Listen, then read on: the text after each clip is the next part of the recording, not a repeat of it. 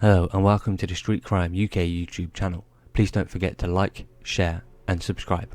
Today we look at members of a gang who flooded Greater Manchester with cocaine, heroin, cannabis and who are now behind bars despite their extensive efforts to fool detectives. The multi-million-pound drugs ring, which also extended across the West Midlands, earned the crooks around £20,000 a day during the 3-month conspiracy. Russian spoofing SIM cards and encrypted iron mobile phones were used to keep police at bay, but they were finally caught out when officers found key players with huge amounts of cash and drugs worth hundreds of thousands of pounds. Officers seized cocaine with a street value of around £1.3 million, heroin worth £725,000, cannabis worth £15,000 and almost £250,000 in cash, a court was previously told. Records showed that over a 36-day period, the gang was raking in about £20,000 a day, according to prosecutors. Corey Norford, the man who prosecutors say headed up the Manchester gang, fled to Portugal after being arrested and bailed. The 27-year-old is still at large. 6 of his accomplices were sentenced last week. A further 7 have now also been jailed, while Dwayne Thomas, 27, of Dempsey Road, Whalley Range, is due to be sentenced at a later date after he admitted conspiracy to supply drugs and money laundering.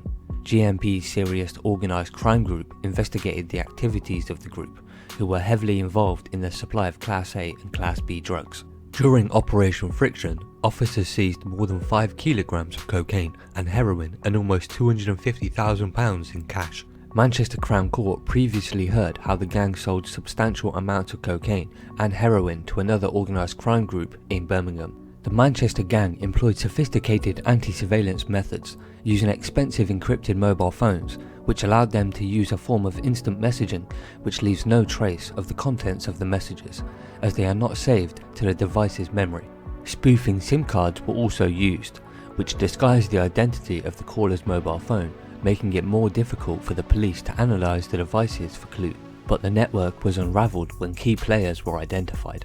Tyrone Carter Spencer was pulled over by police on the M6 with £88,000 on him. Just over a month later, officers raided an address on Heathbank Road in Blakely, where they recovered more than 4 kilograms of cocaine. Later that day, Greg Pattinson was stopped on City Road, Holme, as he travelled from the West Midlands into Manchester. More than £52,500 in cash was seized from his person. The gang continued to unravel later that month when officers stopped Simone Jackson on Athol Street in Whalley Range following covert surveillance. She was found with 1.2 kilograms of heroin that she tried to dispose of in a bin after claiming she thought it was food. When detectives examined Taryn Lee's mobile phone, they discovered that the group made more than £750,000 in just over a month. Detective Inspector Tony Norman of GMP's Serious and Organised Crime Group said the operation is ongoing. Former semi-professional footballer Reece Headlam, 25, of Needham Close, Openshaw, pleaded guilty to conspiracy to supply Class A and Class B drugs and conspiracy to convert criminal property. He was sentenced to 6 years and 8 months. Simone Jackson, 39, was found guilty of conspiracy to supply drugs. Miss Jackson of Domain Road, Whalley Range, was jailed for 2 years. Carl Hill, 38, was found guilty of conspiracy to supply drugs. He pleaded guilty to money laundering and sentenced to 6 years.